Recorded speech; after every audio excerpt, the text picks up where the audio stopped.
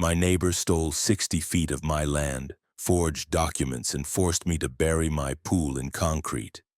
He thought he won, until I uncovered his scheme, exposed a corrupt judge, and took back not just my yard, but half of his. This isn't a story about revenge. It's about justice.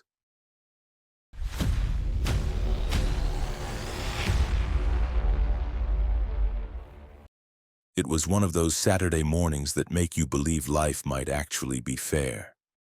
The sun was already warming the slate tiles around the pool, steam gently rising from the surface thanks to the new water heater I had installed just a week prior. I sat on a teak lounger, coffee in hand, watching the gentle ripples on the water glisten like melted glass. Birds were chirping. The smell of jasmine drifted in from the garden, and the only thing I had to worry about was whether I'd grill tri-tip or ribs for dinner. This backyard wasn't just a piece of property. It was a personal victory. Over the past 3 years, I had transformed a barren patch of earth into a small paradise. Custom pool, hot tub, outdoor kitchen, even a recessed fire pit.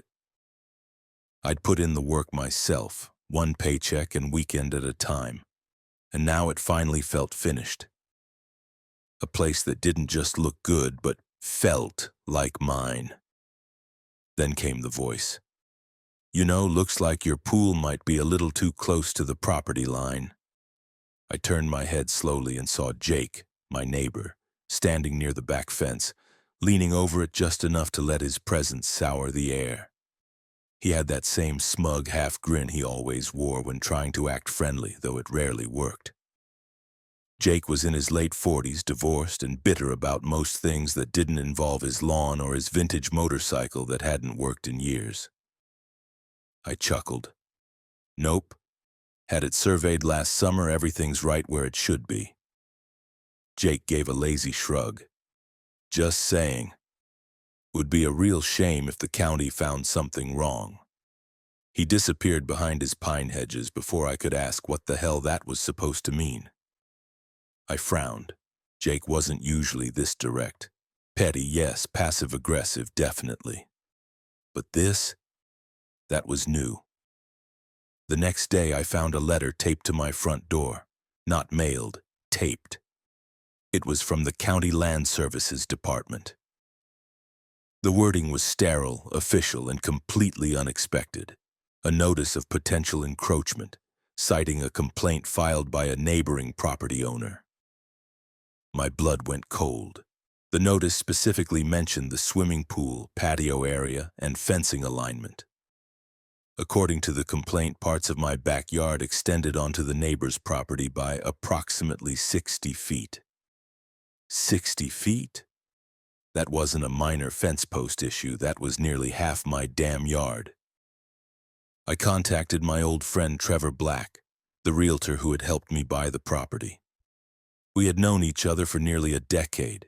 He was sharp, friendly, the kind of guy who wore nice suits but still helped you move furniture on weekends. Trevor assured me it was probably a clerical mistake or some overzealous neighbor trying to test the limits. You're fine, he said, casually sipping espresso on my porch. Worst case? A new survey will clear it all up. I wanted to believe him, but something about the way Jake had grinned over the fence made me uneasy. Still, I hired an independent surveyor just in case. The guy came out, did his thing with GPS equipment and stakes, and left without much commentary. 2 days later, I got a call. His voice was hesitant. Mr. Holland, there's definitely a discrepancy. According to the latest county map overlays, the boundary line on your property is off. How off? About 60 feet, same as in the complaint. I couldn't speak for a second. That's impossible, I finally managed. That land was all included in my purchase. It's been fenced off since before I moved in. I understand, sir, but something's changed in the records. You should look into who filed the original complaint. I already knew. A few days later, a formal civil suit was filed against me. Holland versus McConnell, County Land Court. Jake claimed I had knowingly built structures on his land, refused to address his concerns, and now demanded the return of his property, plus costs of disruption and loss of use. He had even attached photos, drone shots for God's sake, of my backyard, complete with red digital overlays showing supposed encroachment. My first reaction was disbelief. Then came the fury. I couldn't wrap my head around it. How did Jake even know how to file this kind of suit? Why now, after all these years? I sat with my attorney as he flipped through the court documents. He looked up at me, face calm but voice tight. "Look, Nick, this judge assigned to the case, Sheldon Gray, fast-track judge, moves quick, doesn't ask many questions. This could be a problem." "You mean I could lose?" "I mean, we need to be very careful. If Jake's got updated property records, even if they're wrong and we can't disprove them fast enough, yeah, you could lose." I felt like I had been sucker punched. Everything I had built, every stone, every pipe, every light fixture was suddenly in question. I stared out my kitchen window at the pool, now quiet, the water still and clear like it knew what was coming. And I realized Jake wasn't bluffing. He was playing a long game, and I had just woken up in the middle of it. The court date came faster than I expected, like some twisted fast food version of justice. Drive through, don't ask questions, move along. I barely had time to digest what was happening before I found myself sitting in a wood-paneled courtroom that smelled faintly of coffee, floor polish, and bad decisions. Across the aisle, Jake sat with his lawyer, legs crossed, arms relaxed like he'd already won. He even nodded at me once, slow and deliberate, the way someone acknowledges a waiter bringing out a steak they didn't order but fully intend to eat. Judge Sheldon Gray walked in exactly on time. Tall, clean suit, expression perfectly neutral, like a man who'd mastered the art of not caring in a way that still looked professional. He barely glanced at me as he sat down. No small talk, no atmosphere, just dry procedure. Jake's attorney went first. He spoke fast, confident, smooth like an infomercial narrator selling extended warranties. He referenced newly updated county maps, fresh survey data, recent boundary approvals, and claimed Jake had repeatedly attempted to resolve the issue privately. I almost laughed at that part. The closest thing Jake ever did to a private resolution was passive-aggressive comments over the fence. Then my attorney stood. He wasn't bad, but you could tell he was already on the defensive. He explained the original purchase records, the fencing history, the independent survey I had commissioned, the lack of prior disputes. He stressed how absurd it was that land could suddenly shift after years of stability. He asked for time to conduct a deeper property history review. Judge Gray leaned forward slightly. Not toward us, toward Jake's side. "I've reviewed the updated documents," he said flatly. "Unless the defense can provide immediate contradictory evidence, I see no reason to delay rectifying an ongoing encroachment." My lawyer started to object. Gray raised his hand. "I am not interested in prolonging a simple property correction." Simple. That word hit me harder than the verdict. Within less than an hour, judgment was issued. According to his ruling, I had unlawfully built recreational structures on property legally belonging to Jake McConnell. He ordered the disputed land returned to its rightful owner and demanded immediate compliance. That included removal of all permanent installations, specifically naming my pool and patio. I barely heard the rest. My ears rang as if someone had fired a gun too close to my head. Outside the courthouse, Jake caught up to me before I could leave. "Nothing personal, Nick," he said with that same smug half-smile. "Just business and boundaries." I didn't answer. I didn't trust myself to. The nightmare really set in when my attorney called me 2 days later. "They've issued a compliance timeline," he said quietly. "If you don't act fast, they'll appoint a contractor to do it for you and bill you the cost on top." "What does act fast mean?" I asked. In this case, it means making hard choices. Jake moved even faster. Within a week, a crew hired by the county showed up with equipment, permits, and zero sympathy. I tried to fight it. I tried stopping them, calling offices, speaking to inspectors. Every answer was some dry variation of, "Court order, sir." They drained the pool first. I stood on the patio, hands clenched, watching the water I'd spent years enjoying swirl down into the drain like a slow goodbye. When the bottom was exposed, they began filling it with concrete. Gray slop pouring into what used to be my escape from summer heat, weekend stress, and corporate nonsense. One of the workers actually tried to make small talk.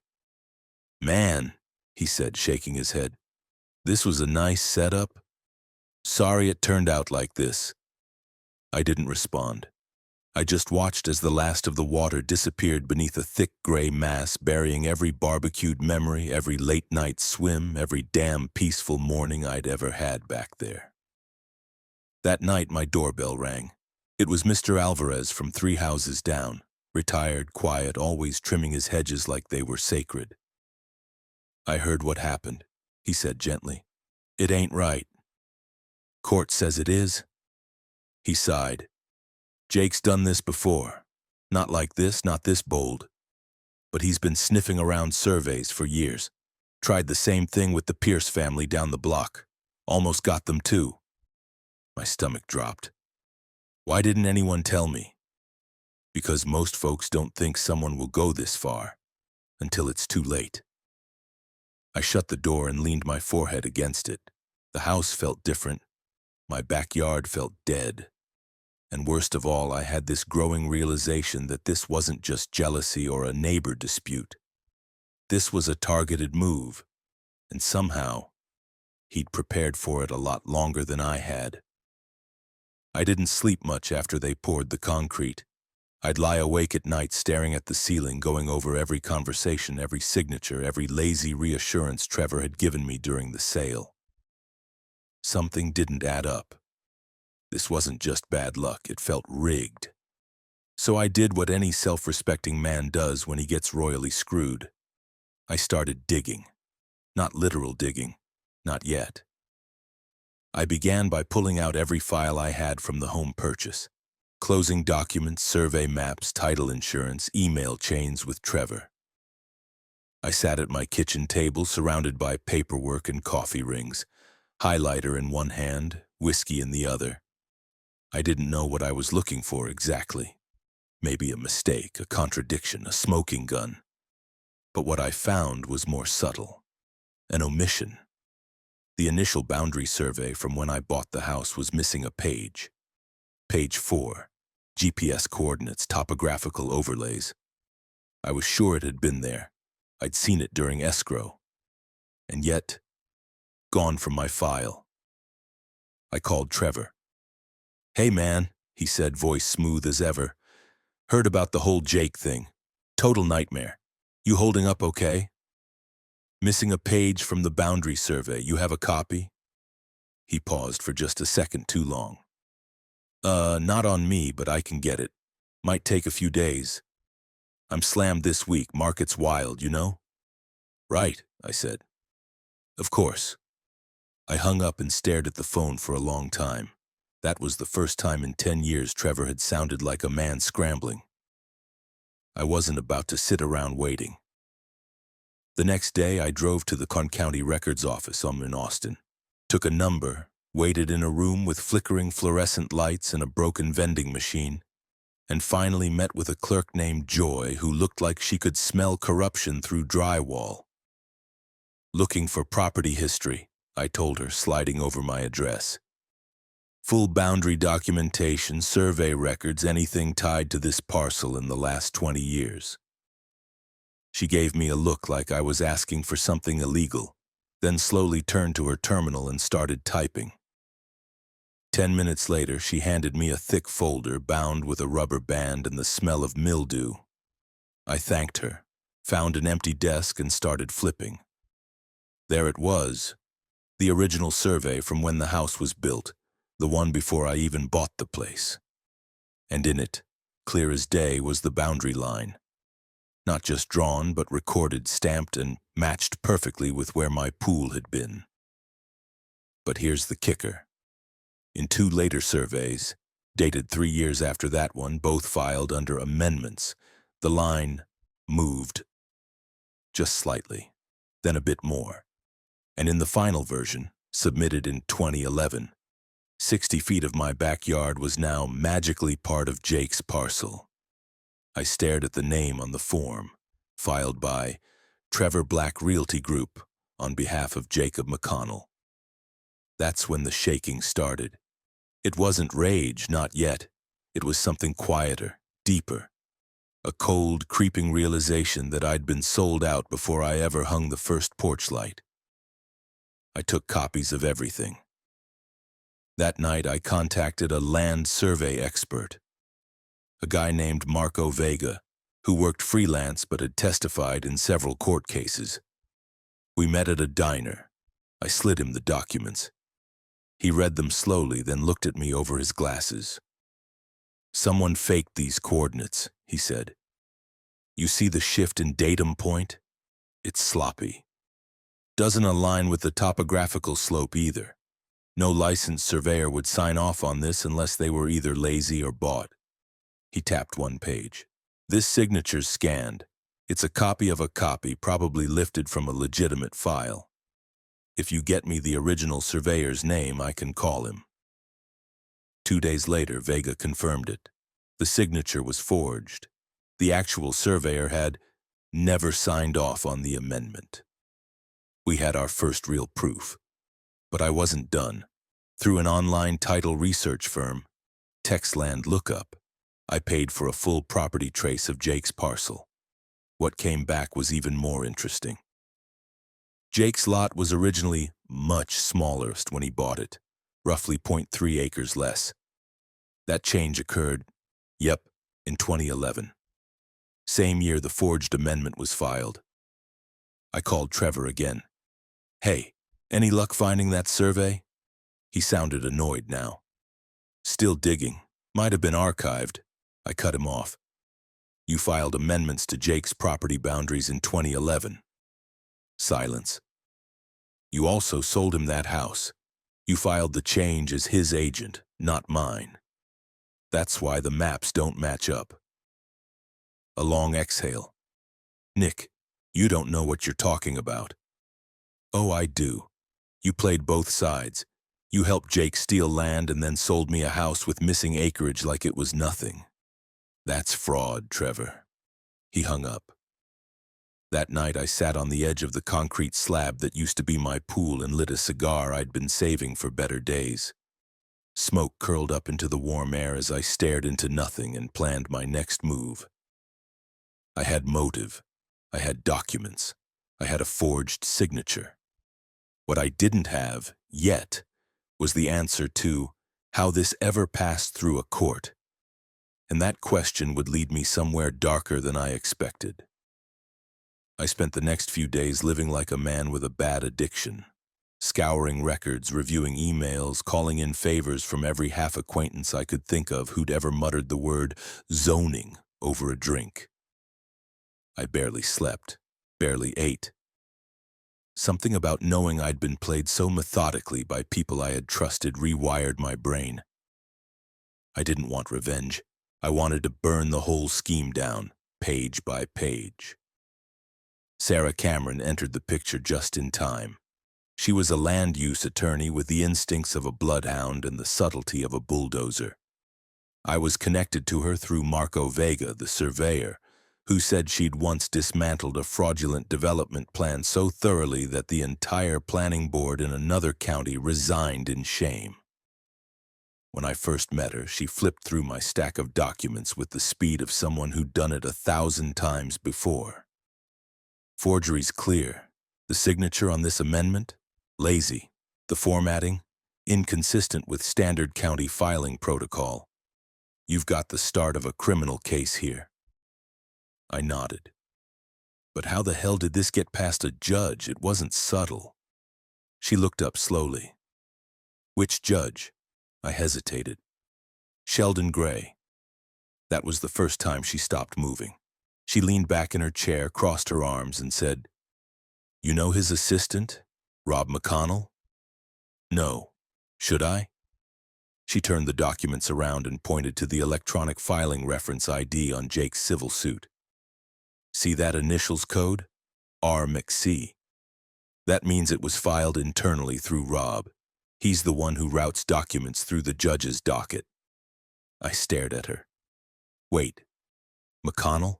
As in Jake McConnell?" "Yup, that's his son." I laughed, not because it was funny, because the absurdity was so deep now it felt like satire. Jake had his own son embedded inside the very court where I'd just lost 60 feet of land and a six-figure investment. No wonder the ruling had flown through like it was greased. Sarah wasn't laughing. She pulled out her phone and tapped something. "Let's get deeper. I've got someone in public integrity at the DA's office and a friend at the ethics board. If this smells like corruption, we follow the scent." Within a week, we had a full paper trail. The filing timeline of Jake's complaint was odd. Filed late Friday evening, docketed early Monday morning, heard Tuesday afternoon. That speed was nearly unheard of. Most civil disputes sat for weeks before even getting a preliminary hearing. But it got worse. Sarah's contact at the courthouse got us metadata, emails between Rob McConnell and Trevor Black. One thread stood out like a confession. Coordinates should match the overlay we submitted in 2011. "Judge won't need more than a signed statement. He's already seen the pool." That email was sent 2 days before the complaint was filed. Sarah whistled low. "He's not just involved. He helped plan this." We now had a timeline. In 2011, Trevor filed a fraudulent boundary adjustment favoring Jake. Rob McConnell, Jake's son, leveraged his position in the court system to expedite and route Jake's complaint straight to a cooperative judge. Judge Gray issued a judgment without requiring independent verification, likely trusting the documents funneled through his own assistant. My defense never stood a chance. That evening, Sarah compiled everything into a neat package and delivered it to the Maur's district attorney's office under the Public Integrity Unit.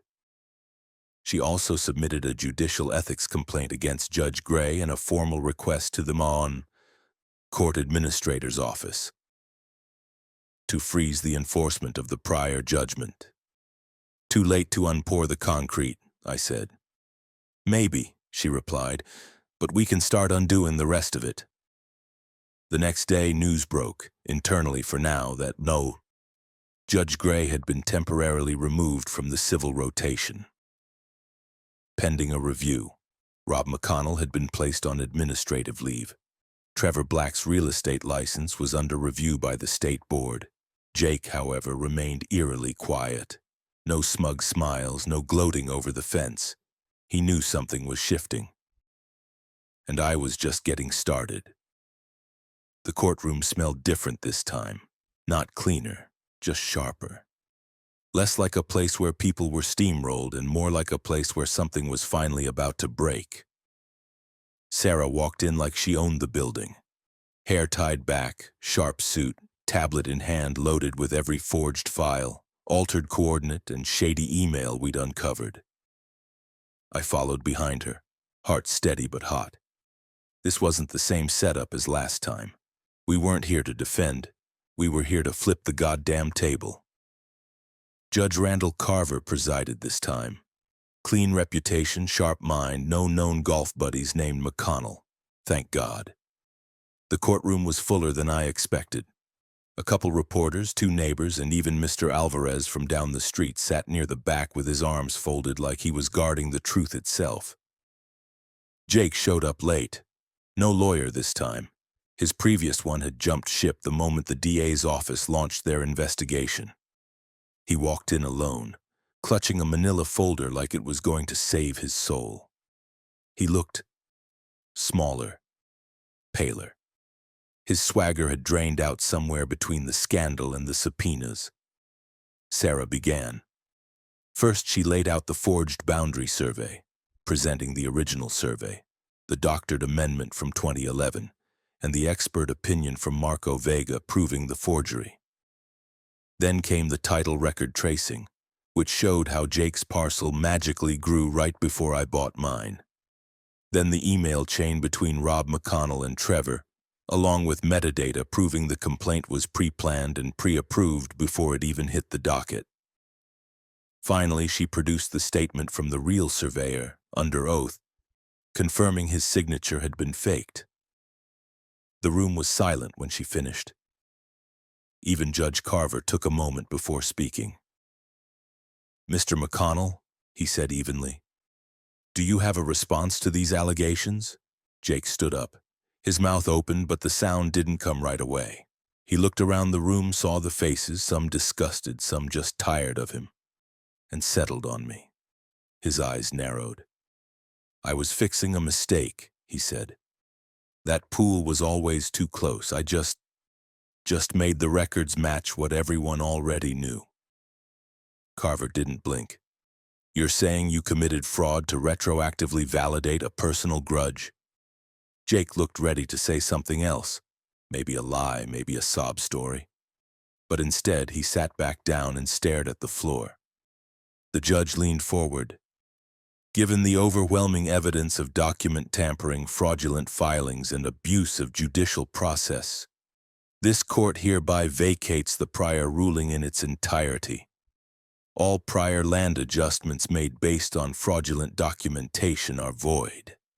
The defendant, Mr. Holland, is restored full legal ownership of the disputed property." I felt my lungs expand all the way for the first time in weeks. But it didn't end there. Sarah stepped forward again. "Your Honor, we're also seeking compensatory damages. Mr. Holland lost the use of his property for months, had personal structures destroyed, incurred survey and legal costs, and endured reputational harm in the neighborhood. Additionally, we request punitive review against Mr. McConnell for knowingly defrauding the court." The judge nodded slowly. "This court is inclined to agree." He turned to Jake. "Mr. McConnell, you are now subject to a civil judgment, the value of which will be determined in a damages hearing.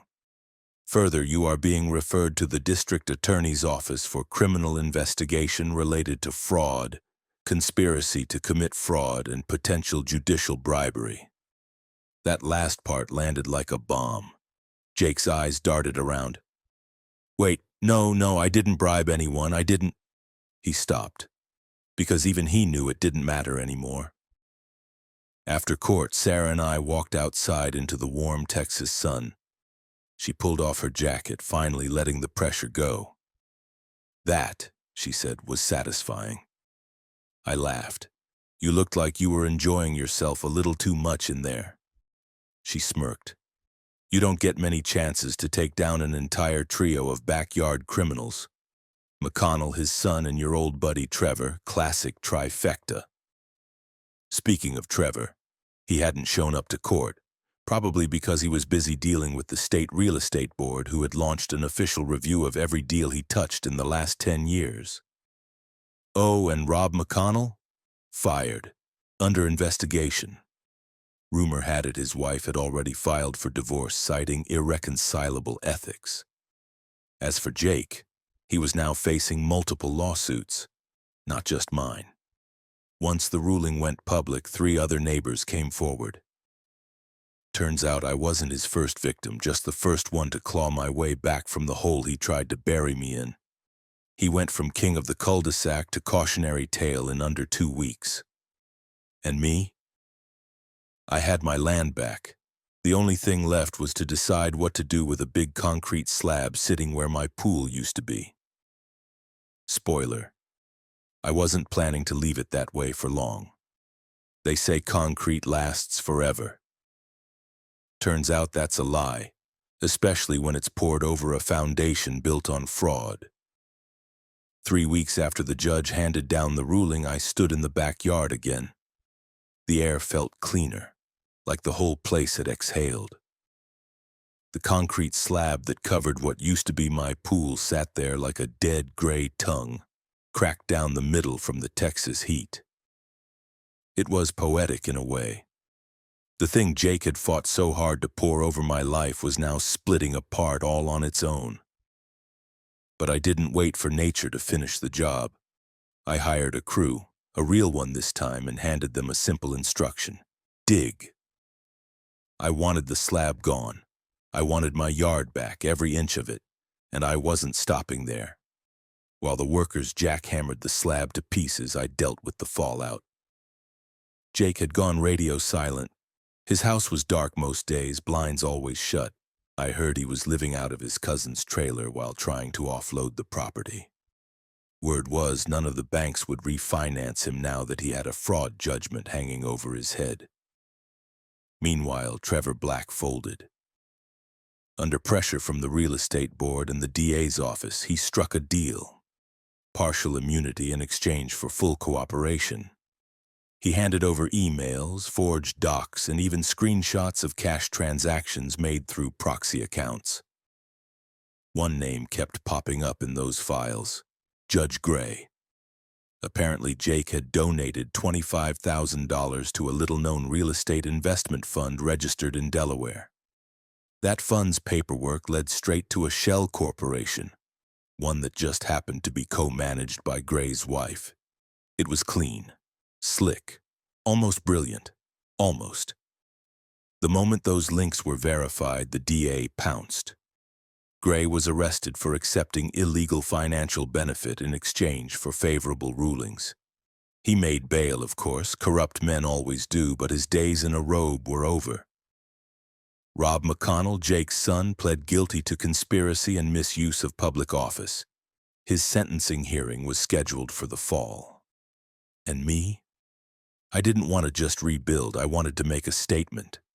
I hired a landscape architect and told him I wanted the exact same layout: pool, jacuzzi, patio, fire pit, but with a few upgrades: heated flooring, mood lighting, custom rock waterfall. Oh, and one more thing. I want a plaque, I told him. A plaque? Bronze, mounted near the edge of the hot tub. I've got the quote already. He raised an eyebrow. I handed him a slip of paper. It read, "Water always finds its way, even through concrete." NHO, he chuckled. Subtle. Not really, I said, but earned. The construction took 2 months. During that time, I found myself hosting more than usual. The neighbors, most of whom had watched the whole saga unfold like a live drama, dropped by with beer, questions, and congratulations. One night, Mr. Alvarez brought over ribs and lawn chairs. We sat under the string lights, watching the crew tile the new jacuzzi. "Didn't think you'd bounce back this fast," he said. "I didn't either." He looked toward Jake's house, where the for sale sign had started to lean. "You hear who's buying McConnell's place?" "No." "Who?" He grinned. "The city. They're turning it into a green space. No more neighbors on that side." I almost spit my drink. When the backyard was finally finished, I threw a party. Not just a "yay, pool's back" kind of thing. A full-blown celebration. Neighbors came. Friends. Even Sarah showed up in jeans and a Nirvana t-shirt, holding a bottle of champagne. We drank. We swam. We danced around the fire pit like idiots. At one point, someone asked if I'd finally relax now. I looked around at the backyard, the one they tried to erase, and said, "You know what? I might."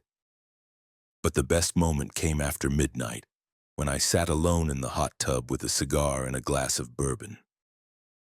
The new bronze plaque gleamed in the soft underwater light. Behind me, the cracked slab that used to cover this space was gone, hauled off in pieces like bad memories. Ahead of me was peace, earned peace, and the knowledge that concrete doesn't last forever. But truth?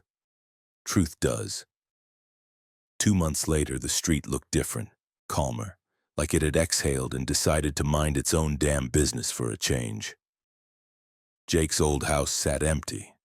The for sale sign was gone, replaced by a small laminated notice on the fence that read, future site of McConnell Commons, City of Austin Public Space. The irony was so thick you could bottle it. The land Jake fought to steal, lied to protect, and weaponized like a hobby, now being turned into a public bench park with a doggy waste station.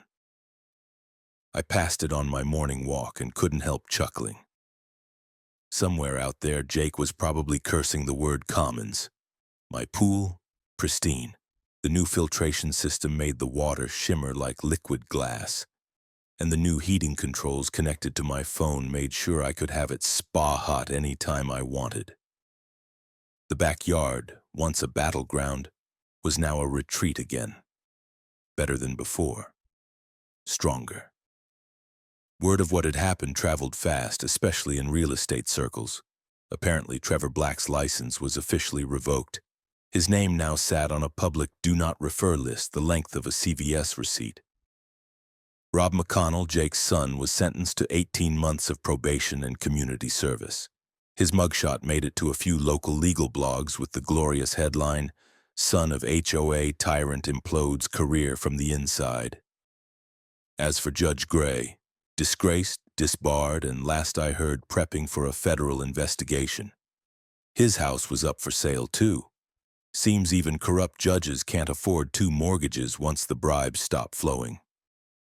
On a quiet Saturday afternoon, I was setting up the grill, baby back ribs, Texas style, when a kid wandered into the backyard. Couldn't have been older than 6, dressed like he'd just come from a superhero birthday party. Cape, mask, the whole thing. His mom was nearby, apologizing for the intrusion. But the kid just stood there, staring at the pool like it was the portal to another universe. "Did you win?" he asked. I looked at him, then at the pool, then back at him. "Yeah," I said, "I did." "Did you fight the bad guys?"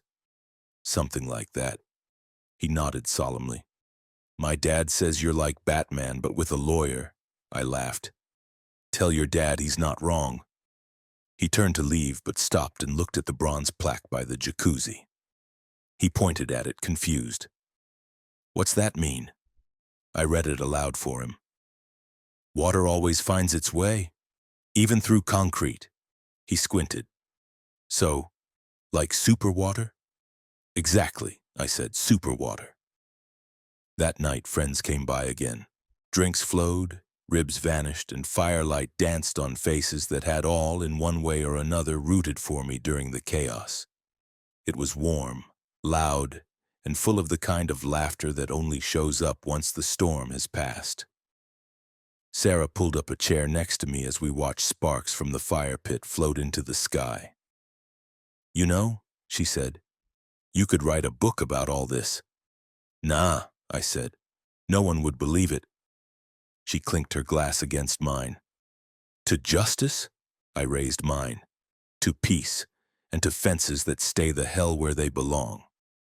We toasted, and for the first time in a long time, I didn't feel like I was watching my life from behind glass. I was in it, right where I belonged.